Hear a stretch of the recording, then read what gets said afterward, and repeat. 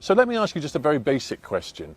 Do you regard Catalonia as a region or a nation? A nation. A nation, quite clear. Ah. And you also recognize, I guess, as Spain did in a UN covenant from 1976, which Spain signed, you recognize the right of people to have self-determination.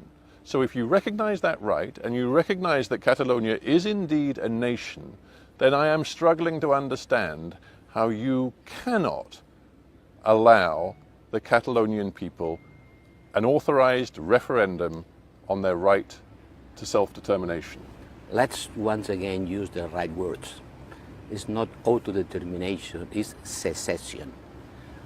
First, the Spanish Constitution doesn't allow for it. It is a sentence of the Constitutional Court saying clearly you can ask about secession. You can ask about secession. But every question you want to put about it has to be done on the framework of a constitutional change.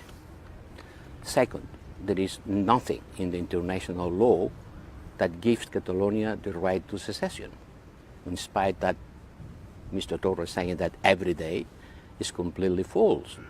Only in Abyssinia, in Ethiopia maybe, or some island in the Caribbean, the right to secession is recognized. And in the international law, there is no basis at all for that. Well, there are some lawyers who disagree with your take on that, but in a way, this is about politics as much as it is about a fine reading of the law. What do you think it says? The fine reading of the law is quite important. Well, it's not unimportant, I agree with you. Politics is important too. What do you think it says about Spain today that you have in Spanish prison 9 activists, Catalan politicians, who it seems are going to face trial on charges of sedition and rebellion in October? What is that saying about Spain to the international community? Because frankly, it looks like political show trials.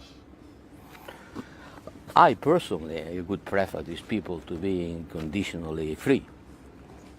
I think there are other ways of taking care that they don't fly. So why does it, getting back to the basic question, your government and its responsibility to find new ways of tackling the Catalan crisis, why doesn't your government pardon these people? Tell the authorities that these people are going to be pardoned, they should be released now, and then start to talk to them.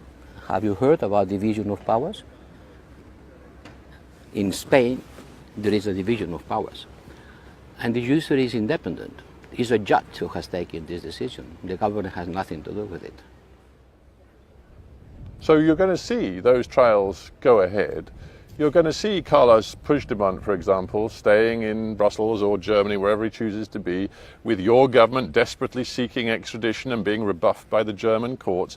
And the international perception of Spain is going to be that of a country that simply cannot accept the desire of what you call a nation within your state to get a vote on its own future.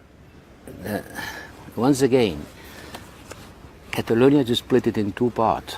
Don't talk about Catalonia as being an homogeneous thing, you know. Catalonia wants. I am talking the name of Catalonia, as Mr. Torres say everything. 47% of the people voted for independence. It's not even half of the population. Then, Minister, give them the authorized vote, which Madrid will sanction, and then let's see. And if you're right, then of course the secession will not happen.